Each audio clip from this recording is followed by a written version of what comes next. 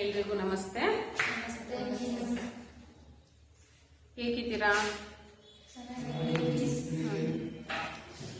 ಇವತ್ತು ನಾವು ದೈಹಿಕ ಶಿಕ್ಷಣಕ್ಕೆ ಸಂಬಂಧಪಟ್ಟಿರುವಂತಹ ಅಧ್ಯಾಯವನ್ನ ಪ್ರಾರಂಭ ಮಾಡ್ತೀವಿ. ಮೊದಲಿಗೆ ದೈಹಿಕ ಶಿಕ್ಷಣ.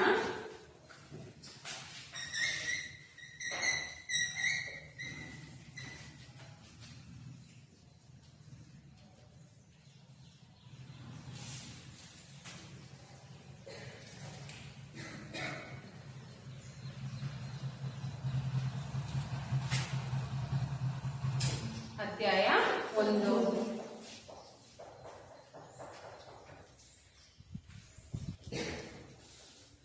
ತಾತ್ವಿಕ.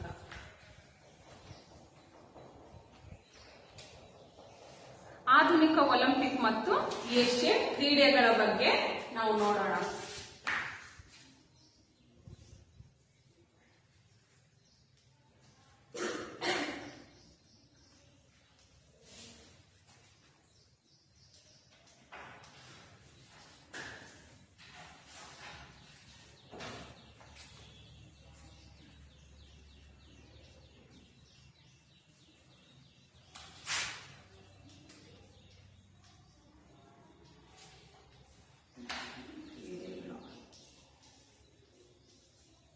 ಪಾಠದ ಹೆಸರೇನು?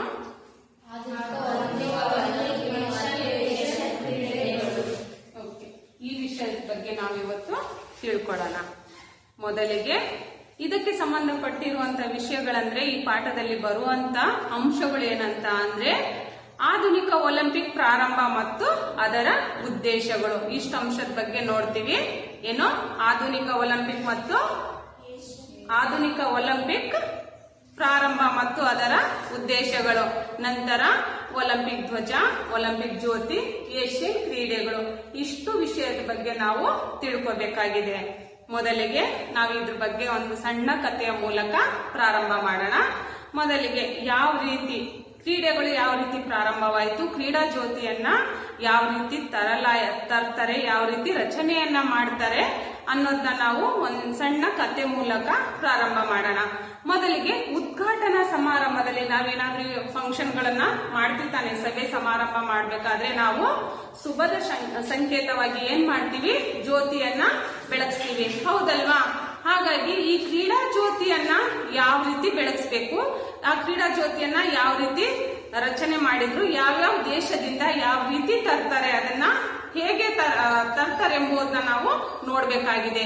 ಅಂದ್ರೆ ಉದ್ಘಾಟನಾ ಸಮಾರಂಭದ ದಿನದಂದು ಜ್ವಾಲೆಯನ್ನ ಟವರ್ ಬ್ರಿಡ್ಜ್ ನಿಂದ ಒಲಿಂಪಿಕ್ ಸ್ಟೇಡಿಯಂ ಬೈ ಸ್ಪೀಡ್ ಬೋಟ್ಗೆ ಸಾಗಿಸಲಾಯಿತು. ನೋಡಿ, ಉದ್ಘಾಟನಾ ಸಮಾರಂಭದ ದಿನದಂದು ಏನ್ ಮಾಡ್ತಾರಂದ್ರೆ, ಅಗ್ನಿಕುಂಡಕ್ಕೆ ಆ ಜ್ವಾಲೆ ಅಂದ್ರೆ ಕ್ರೀಡಾ ಜ್ಯೋತಿಯನ್ನ ತಯಾರು ಮಾಡಿಬಿಟ್ಟು ಆ ಕ್ರೀಡಾ ಜ್ಯೋತಿಯನ್ನ ತರಲಾಯಿತು.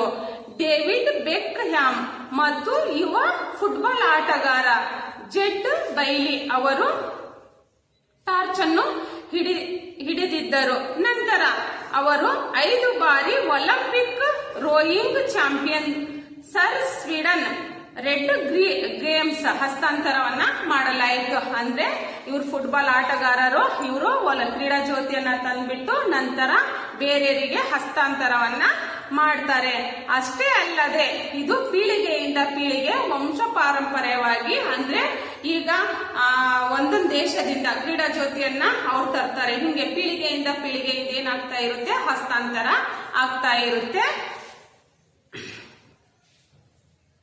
ಜ್ವಾಲೆಯನ್ನ ನೀಡಿದರು. ಅವರ ದ್ವೀಪವನ್ನು ರಚಿಸುವ ಗೌರವವನ್ನ ಹೊಂದಿದ್ದರು. ಕ್ರೀಡಾಕೂಟದಲ್ಲಿ ಭಾಗವಹಿಸುವ ಎಲ್ಲಾ ರಾಷ್ಟ್ರಗಳನ್ನ ಪ್ರತಿನಿಧಿಸುವ ಮೂಲಕ 2004 ತಾಮ್ರದ ದಳಗಳಿಂದ ಕ್ರೀಡಾ ಜ್ಯೋತಿಯನ್ನ ರಚಿಸಲಾಯಿತು. ಕ್ರೀಡಾ ಜ್ಯೋತಿಯನ್ನ ನೀವು ನೋಡಿದೀರಾ. ನಾವು ಸ್ಪೋರ್ಟ್ಸ್ ಗಳನ್ನ ಆರ್ಗನೈಸ್ ಮಾಡುವ ಸಂದರ್ಭದಲ್ಲಿ ನಾವು ಫಸ್ಟ್ ಏನ್ ಉದ್ಘಾಟನೆ ಯಾವ ಮೂಲಕ ಮಾಡ್ತೀವಿ ಅಂದ್ರೆ ಕ್ರೀಡಾ ಜ್ಯೋತಿ ಮೂಲಕ ಮಾಡ್ತೀವಿ ತಾನೆ. ಹಾಗಾಗಿ ಆ ಕ್ರೀಡಾ ಜ್ಯೋತಿಯನ್ನ ಯಾವ ರೀತಿ ತಯಾರು ಮಾಡ್ತಾರಂದ್ರೆ ತಾಮ್ರದ ದಳಗಳಿಂದ ಆ ಜ್ಯೋತಿಯನ್ನ ರಚನೆಯನ್ನ ಮಾಡಿರ್ತಾರೆ. ಇದ್ರ ಕಥೆಯನ್ನ ನೋಡ್ತಾ ಹೋದ್ರೆ ತುಂಬಾ ಇದೆ. ಹಾಗಾಗಿ ಎಲ್ಲವನ್ನೂ ಸಹ ವಿವರವಾಗಿ ಹೇಳಕ್ಕಾಗಲ್ಲ. ಜಸ್ಟ್ ಆ ಕ್ರೀಡಾ ಜ್ಯೋತಿ ಬಗ್ಗೆ ಅಷ್ಟೇ ಒಂದ್ ಸ್ವಲ್ಪ ಸಣ್ಣ ಕಥೆ ಮೂಲಕ ಹೇಳಿದ್ವಿ. ನಂತರ ಆಧುನಿಕ ಒಲಿಂಪಿಕ್ ಪ್ರಾರಂಭ ಯಾವ ರೀತಿ ಆಗುತ್ತೆ ಅಂತ.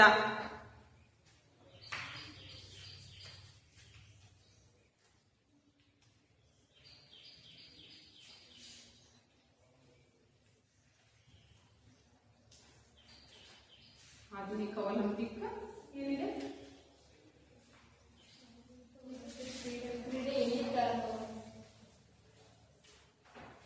ಆಧುನಿಕ ಒಲಿಂಪಿಕ್ ಪ್ರಾರಂಭ ಮತ್ತು ಅದರ ಉದ್ದೇಶಗಳು ಇಲ್ಲಿದೆ ತಾನೆ. ಆಧುನಿಕ ಒಲಿಂಪಿಕ್ ಪ್ರಾರಂಭ ಮತ್ತು ಆಧುನಿಕ ಒಲಿಂಪಿಕ್.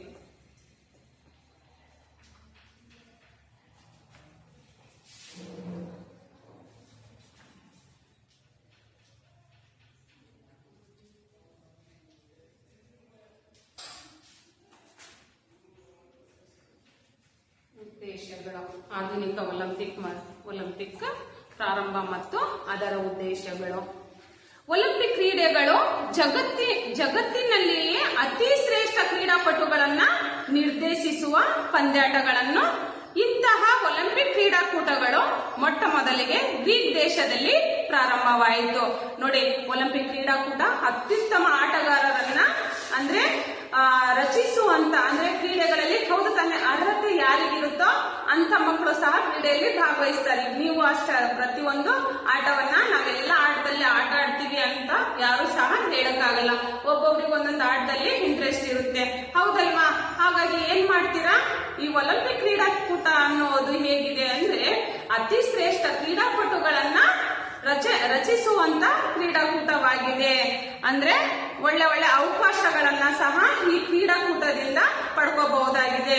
ಈ ಕ್ರೀಡಾಕೂಟವು ಗ್ರೀಕ್ ದೇಶದಲ್ಲಿ ಪ್ರಾರಂಭವಾಗಿದೆ. ಕ್ರಿಸ್ತಪೂರ್ವ 776ರಿಂದ ಪ್ರಾರಂಭವಾಗಿ ಕ್ರಿಸ್ತ ಶಕ 394ರವರೆಗೆ ನಡೆದವು. ಕ್ರಿಸ್ತಪೂರ್ವ ಎಷ್ಟರಲ್ಲಿ? ಏನಮ್ಮ? ಕ್ರಿಸ್ತಪೂರ್ವ 776ರಿಂದ ಗಗನ ನಿಂತ ನೋಡೋದು.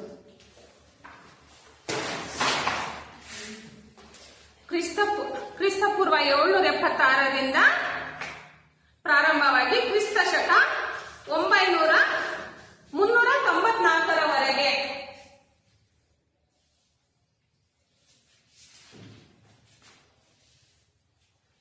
ಅಂದ್ರೆ ಪ್ರಾರಂಭ ಎಷ್ಟಿರುತ್ತೆ? ಒಲಿಂಪಿಕ್ ಕ್ರೀಡಾಕೂಟಗಳು ಪ್ರಾರಂಭ 776ರಿಂದ 394ರವರೆಗೆ ನಡೆದವು. ನಂತರ ಈ ಗ್ರೀಕ್ ದೇಶದ ದೊರೆ ಆದ ಯಾರು? ರೋಮನ್ನ ದೊರೆ ಥಿಯೋಡೋಸಿಸ್ ಈ ಕ್ರೀಡಾಕೂಟಗಳನ್ನ ನಿಲ್ಲಿಸಿದನು. ರೋಮನ್ನ ದೊರೆ ಥಿಯೋಡೋಸಿಸ್.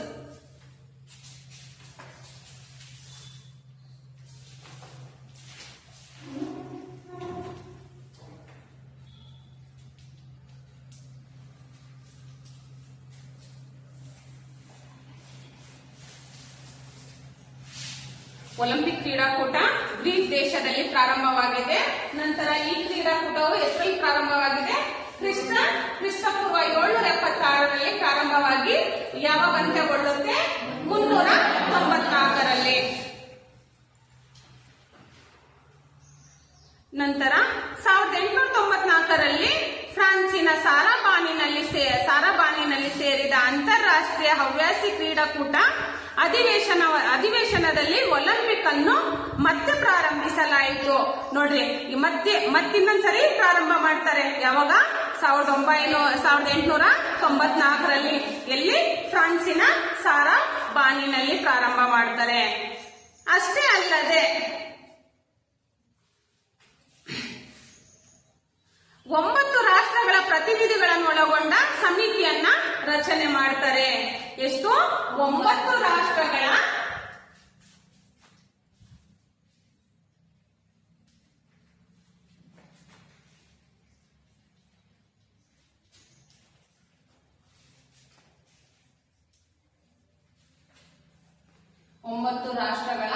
ಪ್ರತಿನಿಧಿಗಳನ್ನ ಸೇರಿಸಿ ಒಂದು ಸಮಿತಿಯನ್ನ ರಚನೆ ಮಾಡ್ತಾರೆ. ನಂತರ ಗ್ರೀಕ್ ದೇಶದ ಡಿಮಿಟಿಯಸ್ ವಿಕಲಸ್ ಮತ್ತು ಮೊದಲ ಕಾರ್ಯದರ್ಶಿಯಾಗಿ ಕೋಬರ್ಟಿನ್ರನ್ನ ಆಯ್ಕೆ ಮಾಡ್ತಾರೆ. ಅಂದ್ರೆ ಗ್ರೀಕ್ ದೇಶದ ಮೊಟ್ಟ ಮೊದಲ ಬಾರಿಗೆ ಅಂತಾರಾಷ್ಟ್ರೀಯ ಒಲಿಂಪಿಕ್ ಸಮಿತಿ ಅದರ ಮೊದಲ ಅಧ್ಯಕ್ಷರಾಗಿ ಗ್ರೀಕ್ ದೇಶದ, ನೋಡಿ ಮಕ್ಕಳೇ, ಗ್ರೀಕ್ ದೇಶದ ಡಿಮಿಟಿಯಸ್ ವಿಕಲಸ್ ರವರು ಮೊದಲ ಕಾರ್ಯದರ್ಶಿಯಾಗಿ ಕೋಬರ್ಟಿನ್ ಆಯ್ಕೆಯಾಗಿ ಈ ಸಮಿತಿಯನ್ನ 1896ರಲ್ಲಿ ರಚನೆ ಮಾಡ್ತಾರೆ. ಎಷ್ಟರಲ್ಲಿ? 1896ರಲ್ಲಿ ರಚನೆ ಮಾಡ್ತಾರೆ. ನಂತರ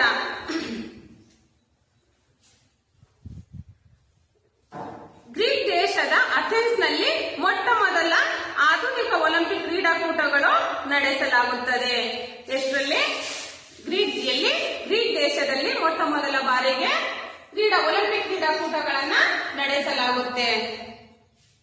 1894ರಲ್ಲಿ ರಚಿತವಾದ ಅಂತಾರಾಷ್ಟ್ರೀಯ ಒಲಿಂಪಿಕ್ ಸಮಿತಿಯು ಮತ್ತು ಕೇಂದ್ರ ಕಚೇರಿ ಸ್ವಿಟ್ಜರ್ಲ್ಯಾಂಡಿನ ಲೂಥರ್ನ್ ನಲ್ಲಿದೆ.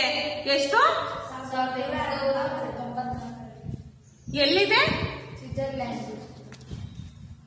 1894ರಲ್ಲಿ ರಚಿತವಾದ ಅಂತಾರಾಷ್ಟ್ರೀಯ ಒಲಿಂಪಿಕ್ ಸಮಿತಿಯ ಮುಖ್ಯ ಕೇಂದ್ರ ಕಚೇರಿ ಎಲ್ಲಿದೆ? ಸ್ವಿಟ್ಜರ್ಲ್ಯಾಂಡಿನ ಲೂಥರ್ನ್ ನಲ್ಲಿದೆ. ಈ ಸಮಿತಿಯನ್ನ ಎಷ್ಟರಲ್ಲಿ ರಚನೆ ಮಾಡಲಾಯಿತು? 1894ರಲ್ಲಿ ರಚನೆ ಮಾಡಲಾಯಿತು. ಇದ್ರ ಅಧ್ಯಕ್ಷ ಯಾರು?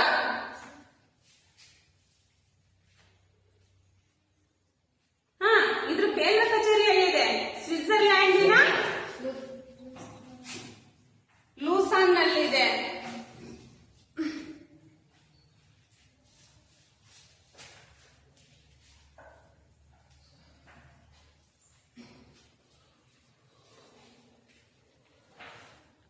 ಇದೊಂದು ಸ್ವಾತಂತ್ರ್ಯ ಸಂಸ್ಥೆಯಾಗಿದ್ದು ಒಲಿಂಪಿಕ್ ಕ್ರೀಡೆಗಳನ್ನ ನಿಯಂತ್ರಿಸಿ ನಿರ್ದೇಶಿಸುವ ಹೊಣೆಗಾರಿಕೆಯನ್ನ ಹೊಂದಿದೆ.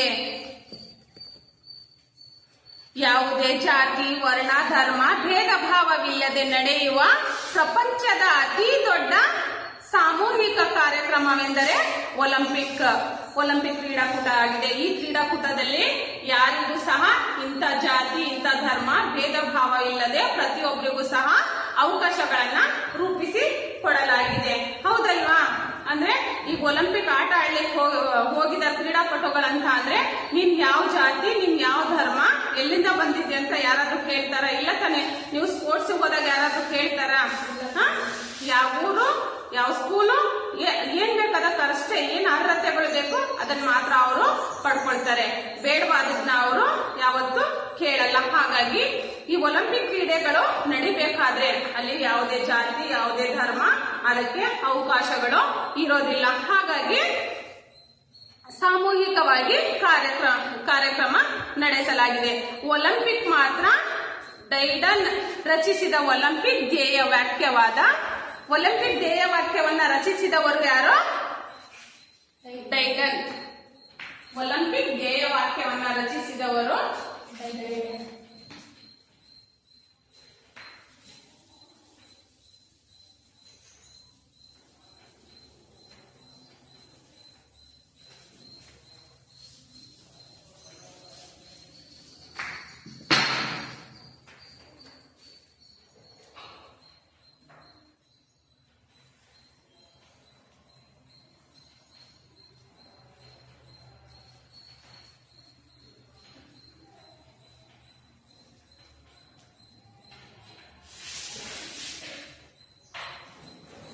ಒಲಿಂಪಿಕ್ ಅನ್ನ ಧ್ಯೇಯ ವಾಕ್ಯವನ್ನ ರಚಿಸಿದವರು ಯಾರು? ಡೈಡನ್. ಇವರು ಸೈಟಿಯಸ್, ಪೋರ್ಟಿಯಸ್, ಆಲ್ಟಿಯಸ್.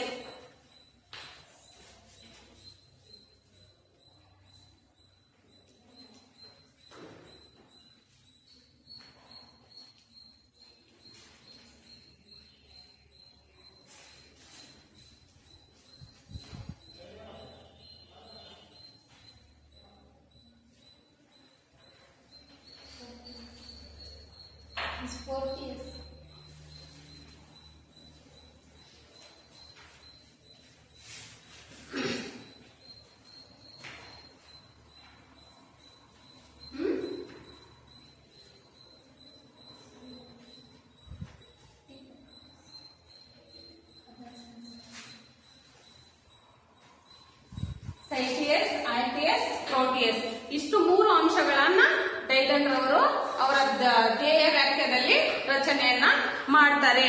ಸೈಟಿಯಸ್ ಅಂದ್ರೆ ವೇಗ, ಪ್ರೋಟಿಯಸ್ ಅಂದ್ರೆ ಶಕ್ತಿ, ಆಲ್ಟಿಯಸ್ ಅಂದ್ರೆ ಎತ್ತರ.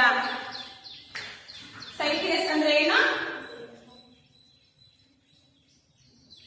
ವೇಗ, ನಂತರ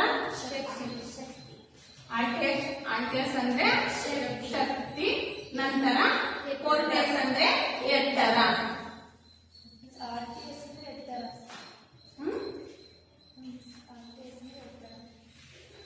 ಸೈಟಿಯಸ್ ಅಂದ್ರೆ ವೇಗ, ಪ್ರೋಟಿಯಸ್ ಅಂದ್ರೆ ಶಕ್ತಿ,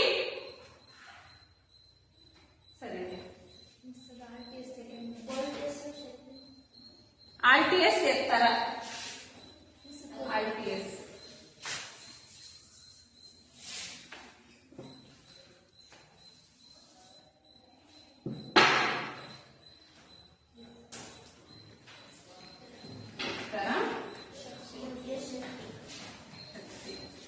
ಅಂದ್ರೆ ಒಲಿಂಪಿಕ್ ನ ಧ್ಯೇಯ ವಾಕ್ಯವನ್ನ ರಚನೆ ಮಾಡಿದವರು ಯಾರು? ಡೈಡನ್ ರವರು.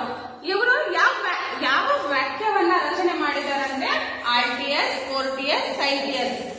ಸೈಟಿಯಸ್ ಅಂದ್ರೆ ವೇಗ, ಅಂದ್ರೆ ಕ್ರೀಡಾಪಟುವಿನ ಎಷ್ಟು ವೇಗದಲ್ಲಿದ್ದಾರೆ, ಅವರ ವೇಗವೆಷ್ಟು ಅಂದ್ರೆ ಅವರ ದೈಹಿಕ ಸಾಮರ್ಥ್ಯ ಆಗಿರಬಹುದು, ಅವರ ಚಪಲತೆ ಆಗಿರಬಹುದು, ಅದನ್ನ ಡೈಡನ್ ರವರ ರಚಿಸಿದ್ದಾರೆ. ಅದರಲ್ಲಿ ಸೈಟಿಯಸ್ ಅಲ್ಲಿ ವೇಗ ಅಂತ ಹೇಳ್ತೀವಿ, ಆಲ್ಟಿಯಸ್ ನಲ್ಲಿ ಎತ್ತರ. ಆ ಕ್ರೀಡಾಪಟು ಯಾವ ಎತ್ತರದಲ್ಲಿದ್ದಾನೆ, ನಂತರ ಎಷ್ಟು ವೇಗದಲ್ಲಿದ್ದಾನೆ, ನಂತರ ಅವನ ಶಕ್ತಿ ಎಷ್ಟಿದೆ ಅಂತ ಈ ಮೂರು ಅಂಶಗಳನ್ನ ಡೈಡನ್ ರವರು ಈ ಅಧ್ಯಾಯದಲ್ಲಿ ಉಲ್ಲೇಖ ಮಾಡಿದ್ದಾರೆ.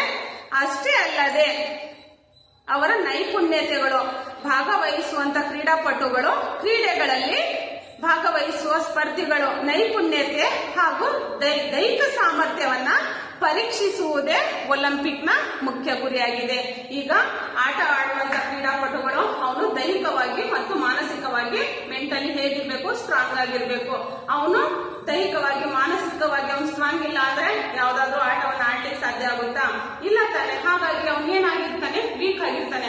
ಹಾಗಾಗಿ ನಾವೆಲ್ಲವನ್ನು ಅಂದ್ರೆ ಒಲಿಂಪಿಕ್ ಕ್ರೀಡಾಕೂಟಗಳಲ್ಲಿ ಏನ್ ನೋಡ್ತಾರಂದ್ರೆ ಅವನ ಎತ್ತರ ಹೇಗಿದೆ, ಅವನ ವೇಗ ಹೇಗಿದೆ, ಅವನ ಶಕ್ತಿ ಹೇಗಿದೆ, ದೈಹಿಕವಾಗಿ ಮಾನಸಿಕವಾಗಿ ಅವನು ಫಿಟ್ ಆಗಿದ್ದಾನ, ಅಂದ್ರೆ ಏನಾದ್ರು ಅಚೀವ್ ಮಾಡ್ತಾನ, ಅದರಲ್ಲಿ ಅವನಿಗೆ ಇನ್ವಾಲ್ವ್ ಮಾಡ್ಲಿಕ್ಕೆ ಆಗುತ್ತಾ ಇಲ್ವಾ ಅಂತ ಸಹ ನಮ್ಗೆ ಇದ್ರಲ್ಲಿ ಗೊತ್ತಾಗುತ್ತೆ. ಅವನು ಒಲಿಂಪಿಕ್ ಕ್ರೀಡಾಕೂಟದಲ್ಲಿ ಭಾಗವಹಿಸ್ತಾ ಇದ್ದಾನಂದ್ರೆ ಅವನು ಸಮರ್ಥನಾಗಿರ್ತಾನೆ, ಹೌದಲ್ವಾ? ಅಸಮರ್ಥ ವ್ಯಕ್ತಿಗಳು ಯಾರಾದ್ರೂ ಏನಾದ್ರೂ ಅಚೀವ್ ಮಾಡ್ಲಿಕ್ಕೆ ಆಗುತ್ತಾ, ಸಾಧನೆ ಮಾಡ್ಲಿಕ್ಕೆ ಆಗುತ್ತಾ? ಇಲ್ಲ ತಾನೆ. ಅವರು ಮಾನಸಿಕವಾಗಿ ಮತ್ತು ದೈಹಿಕವಾಗಿ ಏನಾಗಿರ್ತಾರೆ, ಅದನ್ನ ಪಡ್ಕೊಂಡಿರ್ತಾರೆ, ಆ ಗೆಲುವನ್ನ ಪಡ್ಕೊಂಡಿರ್ತಾರೆ. ಅರ್ಥ ಆಯ್ತಾ? ನಂತರ ಒಲಿಂಪಿಕ್ ನ ಧ್ವಜ. ಒಲಿಂಪಿಕ್ ರಿಂಗ್ಗಳನ್ನ ನೋಡಿದಿರಲ್ಲ, ಒಲಿಂಪಿಕ್ ಧ್ವಜ ಹೇಗಿರುತ್ತೆ ಅಂತ 5 ಬಣ್ಣಗಳಿಂದ ಕೂಡಿರುತ್ತೆ. ಒಲಿಂಪಿಕ್ ರಿಂಗ್ಗಳು ಒಂದಕ್ಕೊಂದು ಹೆಣೆದುಕೊಂಡಿರುತ್ತೆ. ಅಂದ್ರೆ ಒಲಿಂಪಿಕ್ ಕ್ರೀಡಾ ಧ್ವಜವನ್ನ 1912ರಲ್ಲಿ ಕೋಬರ್ಟಿನ್ ರವರ ವಿನ್ಯಾಸಗೊಳಿಸಿದ್ರು. ಒಲಿಂಪಿಕ್ ಧ್ವಜವನ್ನ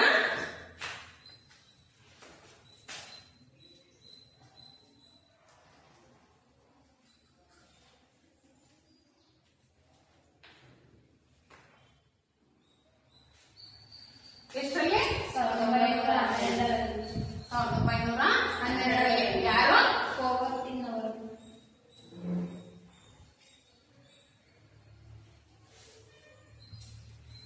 ಇವರು ಒಲಿಂಪಿಕ್ ಧ್ವಜವನ್ನ ವಿನ್ಯಾಸಗೊಳಿಸಿದವರು. ಅಂದ್ರೆ ಒಲಿಂಪಿಕ್ ಧ್ವಜವನ್ನ ರಚನೆ ಮಾಡಿದವರು ಯಾರಂದ್ರೆ ಕೋಬರ್ಟಿನ್ ರವರು.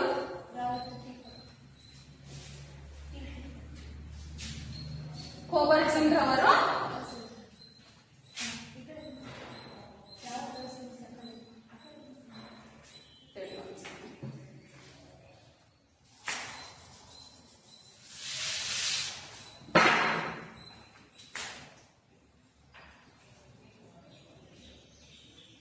ಒಲಿಂಪಿಕ್ ಧ್ವಜವನ್ನ ತಯಾರು ಮಾಡಿಸಿದ್ರು. ಅಂದ್ರೆ ರಚನೆ ಮಾಡಿದವರು, ವಿನ್ಯಾಸ ಮಾಡಿದವರು ಯಾರಂತ ಅಂದ್ರೆ ಕೋಬರ್ಟಿನ್ ರವರು. ಎಷ್ಟರಲ್ಲಿ?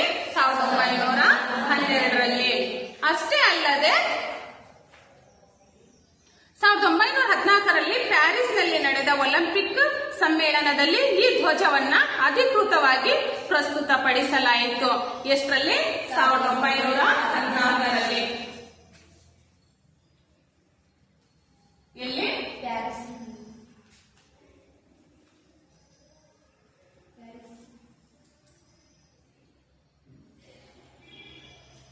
ಅಂದ್ರೆ ಒಲಿಂಪಿಕ್ ಧ್ವಜವನ್ನ ರಚನೆ ಮಾಡಿದವರು ಕೋಬರ್ಟಿನ್ ರವರು. ಎಷ್ಟರಲ್ಲಿ? 1914ರಲ್ಲಿ.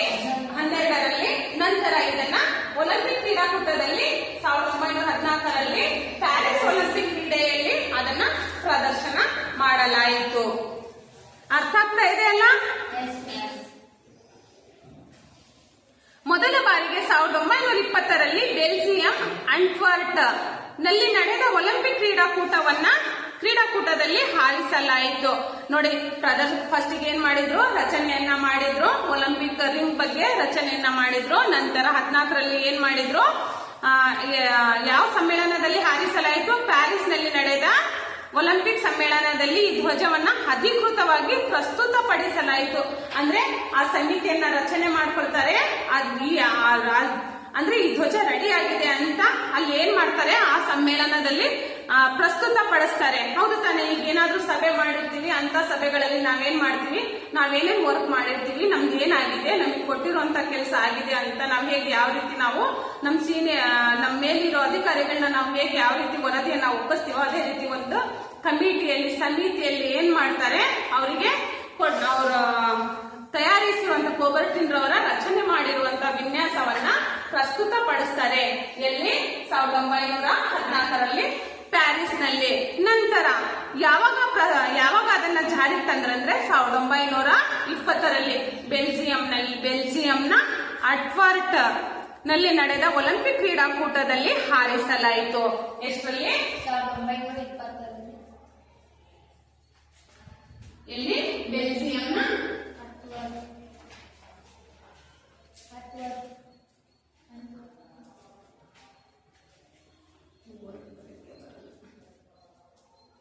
ಬೆಲ್ಜಿಯಂನಲ್ಲಿ ಹಾರಿಸಲಾಯಿತು. ಅರ್ಥ ಆಗ್ತಾ ಇದೆ ತಾನೆ? ಕ್ರೀಡಾ ಧ್ವಜವನ್ನ ಯಾವ ರೀತಿ ರಚನೆ ಮಾಡಿದ್ರು ಅಂತ. ನಂತರ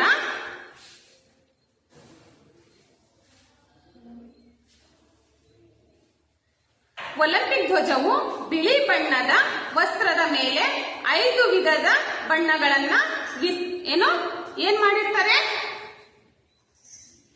ಪರಸ್ಪರ ಹೆಣೆದುಕೊಂಡಿರ್ತಾರೆ. ನೋಡಿ, ಬಿಳಿ ಬಣ್ಣದ ವಸ್ತ್ರ, ಹೌದು ತಾನೆ? ಒಂದ್ ಬಟ್ಟೆ ಇರುತ್ತೆ. ಬಿಳಿ ಬಣ್ಣದ ಬಟ್ಟೆ ಮೇಲೆ ಏನ್ ಮಾಡಿರ್ತಾರೆ? 5 ಬಣ್ಣದ ರಿಂಗುಗಳನ್ನ ಹೆಣೆದಿರ್ತಾರೆ. ಯಾವ ರೀತಿ? ಒಂದಕ್ಕೊಂದು ಅದು ಲಿಂಕ್ ಇರ್ಬೇಕು, ಒಂದಕ್ಕೊಂದು ಬಿಟ್ಟಿರಬಾರ್ದು. ಈ ರೀತಿ ಸಂಬಂಧವನ್ನ ಹೊಂದಿದೆ. ಅರ್ಥ ಆಗ್ತಾ ಇದೆಯಾ?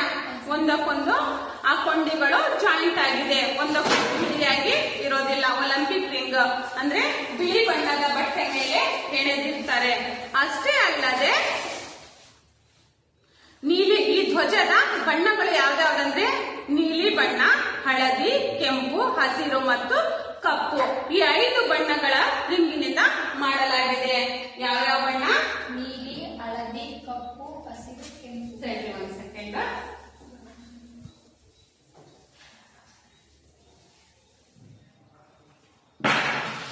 ನೋಡಿ, ಈ ರಿಂಗು ಒಂದಕ್ಕೊಂದು ಜಾಯಿಂಟ್ ಆಗಿರುತ್ತೆ, ಒಂದಕ್ಕೊಂದು ಬಿಟ್ಟಿರಲ್ಲ. ಓಕೆ, ಯಾವ್ಯಾವ ಬಣ್ಣ? ನೀಲಿ, ಹಳದಿ,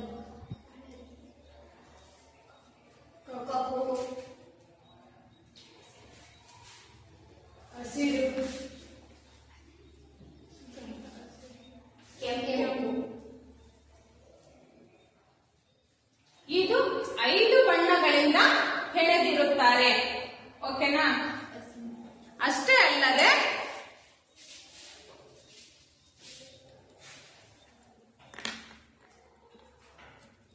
ಈಗ ಮಾಡಿರೋ ಇಷ್ಟು ಪಾಠಗಳು ನಿಮಗೆ ಅರ್ಥ ಆಗಿದೆ ಅನ್ಕೊಂಡಿರ್ತೀನಿ. ಇದ್ರಲ್ಲಿ ಏನಾದ್ರೂ ಡೌಟ್ಸ್ ಇದ್ರೆ ನೀವು ಕೇಳಬಹುದು.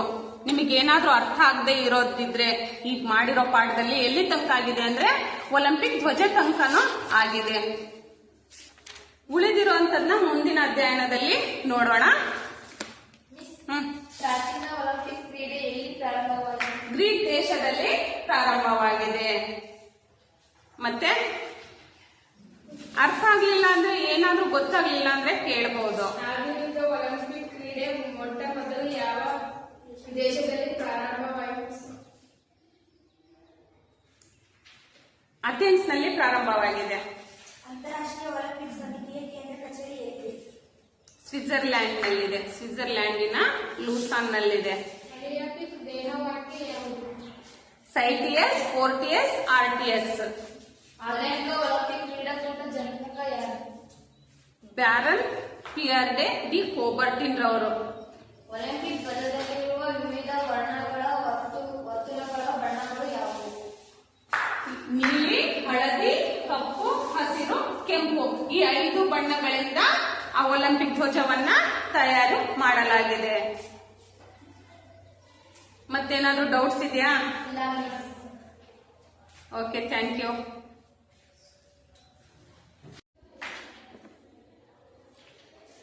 ಒಲಿಂಪಿಕ್ ಜ್ಯೋತಿ ಬಗ್ಗೆ ನೋಡೋಣ.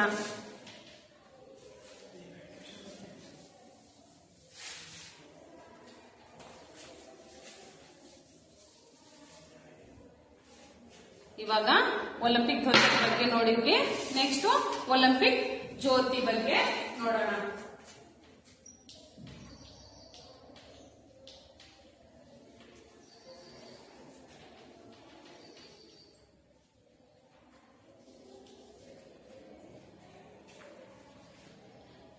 ಪ್ರಪಂಚದ ಎಲ್ಲ ದೇಶಗಳ ನಡುವೆ ಏಕತೆಯನ್ನ ಸಾಧಿಸಲು 1936ರ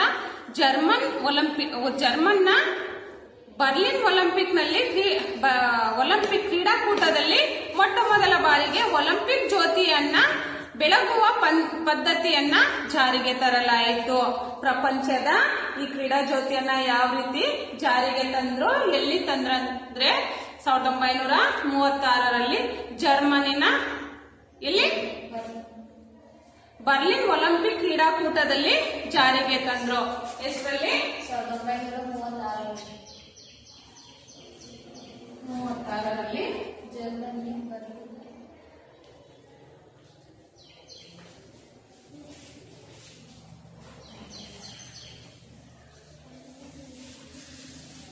ಜರ್ಮನಿನ ಬರ್ಲಿನ್ ಒಲಿಂಪಿಕ್ ನಲ್ಲಿ ಜಾರಿಗೆ ತರಲಾಯಿತು. ಯಾವುದೋ ಕ್ರೀಡಾ ಜ್ಯೋತಿಯನ್ನ ಪ್ರದರ್ಶನ ಮಾಡುವ ಮೂಲಕ ಈ ಜರ್ಮನಿನ ಒಲಿಂಪಿಕ್ ನಲ್ಲಿ ಅಂದ್ರೆ ಬರ್ಲಿನ್ ಒಲಿಂಪಿಕ್ ನಲ್ಲಿ ಪ್ರದರ್ಶನ ಮಾಡಲಾಯಿತು ಮೊಟ್ಟ ಮೊದಲ ಬಾರಿಗೆ. ಒಲಿಂಪಿಕ್ ಜ್ಯೋತಿಯನ್ನ ಬೆಳಗುವ ಪದ್ಧತಿಯನ್ನ ಜಾರಿಗೆ ತರಲಾಯಿತು. ಒಲಿಂಪಿಯಾ ನಗರದಲ್ಲಿ ಸೂರ್ಯನ ಕಿರಣಗಳ ಸಹಾಯದಿಂದ ಪಂಜನ್ನ ಹತ್ತಿಸಲಾಯಿತು. ನೋಡ್ರಿ, ಈ ಕ್ರೀಡಾ ಜ್ಯೋತಿಯನ್ನ ಯಾವ ರೀತಿ ಹತ್ತಿಸ್ತಾರಂದ್ರೆ ಒಲಿಂಪಿಯಾ ನಗರದಿಂದ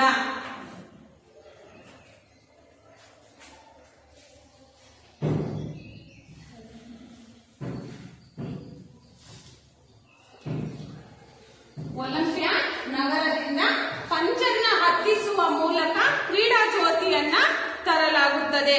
ಎಲ್ಲಿಂದ? ಒಲಿಂಪಿಯಾದಿಂದ ಕ್ರೀಡಾ ಜ್ಯೋತಿಯನ್ನ ತರ್ತಾರೆ. ಯಾವ ರೀತಿ? ಪಂಜನ್ನ ಸೂರ್ಯನ ಕಿರಣಗಳ ಸಹಾಯದಿಂದ ಪಂಜನ್ನ ಹತ್ತಿಸಿ ಕ್ರೀಡಾ ಜ್ಯೋತಿಯನ್ನ ತರಲಾಗುತ್ತದೆ. ಸರದಿಯ ಮೂಲಕ ಓಡುತ್ತಲೇ ಈ ಕ್ರೀಡಾ ಜ್ಯೋತಿಯನ್ನ ತರಲಾಗುತ್ತದೆ. ಅಥವಾ ಅಗತ್ಯವಿದ್ದಾಗ ಯುದ್ಧ ಸಂದರ್ಭದಲ್ಲಿ ಏನ್ ಮಾಡ್ತಾರೆ? ವಿಮಾನದಲ್ಲೂ ಸಹ ತರ್ತಾರೆ, ನಂತರ ಹಡಗಿನಲ್ಲೂ ಸಹ ತರ್ತಾರೆ. ಈಗ ಒಂದು ದೇಶದಿಂದ ಮತ್ತೊಂದು ದೇಶಕ್ಕೆ ಕ್ರೀಡಾ ಜ್ಯೋತಿಯನ್ನ ತರಬೇಕು ತಾನೆ, ಅದು ಆರದಂತೆ ನೋಡಿಕೊಂಡು ಆ ಕ್ರೀಡಾ ಜ್ಯೋತಿಯನ್ನ ತರಬೇಕಾಗುತ್ತೆ. ಹಾಗಾಗಿ ಸರದಿಯ ಮೂಲಕ ಅಂದ್ರೆ ಒಂದು ವರ್ಷ ನಮ್ ದೇಶ ಐತಂದ್ರೆ ಇನ್ನೊಂದು ವರ್ಷ ಬೇರೆ ದೇಶ, ಜರ್ಮನ್ ಆಗಿರ್ಬಹುದು, ನಂತರ ಬೇರೆ ಬೇರೆ ದೇಶ ಆಗಿರ್ಬಹುದು. ಈ ರೀತಿ ಅವ್ರು ಏನ್ ಮಾಡ್ತಾರೆ? ಸರದಿಯ ಪ್ರಕಾರ ಅವರು ಒಲಿಂಪಿಯಾ ಅಂದ್ರೆ ಕ್ರೀಡಾ ಜ್ಯೋತಿಯನ್ನ ಸೂರ್ಯನ ಕಿರಣಗಳ ಸಹಾಯದಿಂದ ಆ ಕ್ರೀಡಾ ಜ್ಯೋತಿಯನ್ನ ತರ್ತಾರೆ. ನಂತರ ತಂದು ಕ್ರೀಡಾಕೂಟದಲ್ಲಿ ನಿರ್ಮಿಸಿರುವ ಬೃಹತ್ ಅಗ್ನಿಕುಂಡಕ್ಕೆ ಸ್ಪರ್ಶ ಮಾಡ್ತಾರೆ. ಅಂದ್ರೆ ಎಲ್ಲಿ ಯಾವ ದೇಶದಲ್ಲಿ ಕ್ರೀಡೆ ಅಂದ್ರೆ ಕ್ರೀಡೆ ನಡೆಸ್ತಾ ಇರ್ತಾರೋ ಅಂತ ಸ್ಥಳದಲ್ಲಿ ಕ್ರೀಡಾ ಜ್ಯೋತಿಗೆ ಅಂತ ಅಗ್ನಿಕುಂಡವನ್ನ ರಚನೆ ಮಾಡಿರ್ತಾರೆ, ಅಂದ್ರೆ ತಯಾರಿಸಿರ್ತಾರೆ. ಅಂತ ಅಗ್ನಿಕುಂಡಕ್ಕೆ ತಂದು ಆ ಕ್ರೀಡಾ ಜ್ಯೋತಿಯನ್ನ ಸ್ಪರ್ಶ ಮಾಡ್ತಾರೆ. ನಂತರ ಉದ್ಘಾಟನೆ ನೆರವೇರುತ್ತದೆ. ಕ್ರೀಡಾ ದಿನದಲ್ಲಿ ಆ ಜ್ಯೋತಿ ಆರದಂತೆ ಉರಿಯಲು ಏರ್ಪಾಡು ಮಾಡಿರುತ್ತಾರೆ. ನೋಡಿ, ಕ್ರೀಡಾ ದಿನಗಳಲ್ಲಿ ಆ ಕ್ರೀಡೆ ಮುಗಿಯೋ ತನಕ ಆ ಕ್ರೀಡಾ ದಿನದಿಂದ ಏನ್ ಮಾಡ್ತಾರೆ, ಆ ಕ್ರೀಡಾ ಜ್ಯೋತಿ ಆರದಂತೆ ನೋಡ್ಕೊಳ್ತಾರೆ. ಅಂದ್ರೆ ಅದು ಹತ್ಕೊಂಡೇ ಇರ್ಬೇಕು, ಉರಿತಾನೆ ಇರ್ಬೇಕು, ಅದು ಆರ್ಬಾರ್ದು. ಹಾಗಾಗಿ ಅಂದ್ರೆ ಅಶುಭ ಅಂತ. ಹೌದಲ್ವಾ? ನಾವ್ ಯಾವ್ದಾದ್ರು ಸಭೆ ಸಮಾರಂಭ ಮಾಡ್ಬೇಕಂದ್ರೆ ಏನ್ ಮಾಡ್ತೀವಿ, ಏನಾದ್ರೂ ನಾವು ಅದನ್ನ ಬೆಳಗ್ಸಿದ್ವಿ ಅಂದ್ರೆ ಅದ ಬೆಳಕನೆ ಇರ್ಬೇಕು. ಹೌದಲ್ವಾ? ಒಂದ್ ಸಭೆ ಸಮಾರಂಭದಲ್ಲಿ ಅದು ಕಂಟಿನ್ಯೂ ಅದ್ ಮುಗಿಯೋ ತನಕನೂ ಇರ್ಬೇಕು. ಅದನ್ನ ನಾವು ಆರದಂತೆ ಯಾವ ರೀತಿ ಕಾಪಾಡ್ತೀವೋ ಅಲ್ಲೂ ಸಹ ಕ್ರೀಡೆ ನಡೆಯುವಂತ ಸ್ಥಳದಲ್ಲಿ ಏನ್ ಮಾಡ್ತಾರೆ, ಆ ಜ್ಯೋತಿ ಆರದಂತೆ ನೋಡ್ಕೊಳ್ತಾರೆ. ಈ ಕ್ರೀಡಾ ಜ್ಯೋತಿ ಬಗ್ಗೆ ನಿಮಗೆ ಏನಾದ್ರೂ ಡೌಟ್ಸ್ ಇದೆಯಾ?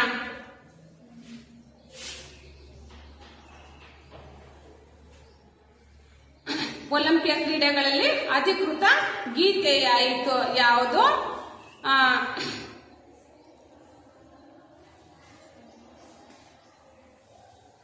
ಗ್ರೀಕ್ ಕವಿಯಾದ ಕಾಸ್ಟಿಸ್ ಪಾಲಿಮಾಸ್ ಬರೆದಿರುವ ಗೀತೆಯ ಸೈರಸ್ ಸಮರಸ್ ರವರ ಸಂಗೀತ ಸಂಯೋಜನೆಯನ್ನ ಮಾಡಿ ನುಡಿಸಲಾಯಿತು. ಈ ಗೀತೆಯನ್ನ ವೀಕ್ಷಿಸಲು ಬಂದಿದ್ದವರೆಲ್ಲರೂ ಏನ್ ಮಾಡ್ತಾರೆ, ಬಹಳ ಮೆಚ್ಚುಗೆಯನ್ನ ಪಡ್ಕೊಂಡ್ರು. ಅಂದ್ರೆ ಈ ಗೀತೆ ಯಾವ ಗೀತೆ? ಒಲಿಂಪಿಕ್ ಧ್ವಜದ ಗೀತೆ ಏನ್ ಮಾಡ್ತಾರೆ, ಎಲ್ರಿಗೂ ಸಹ ತುಂಬಾ ಇಷ್ಟ ಆಗಿದೆ. ಹಾಗಾಗಿ ಎಲ್ರು ಏನ್ ಮಾಡ್ತಾರೆ, ತುಂಬಾ ಮೆಚ್ಚುಗೆಯನ್ನ ವ್ಯಕ್ತಪಡಿಸ್ತಾರೆ. ಮತ್ತೆ ಏನಾದ್ರೂ ಡೌಟ್ಸ್ ಇದೆಯಾ?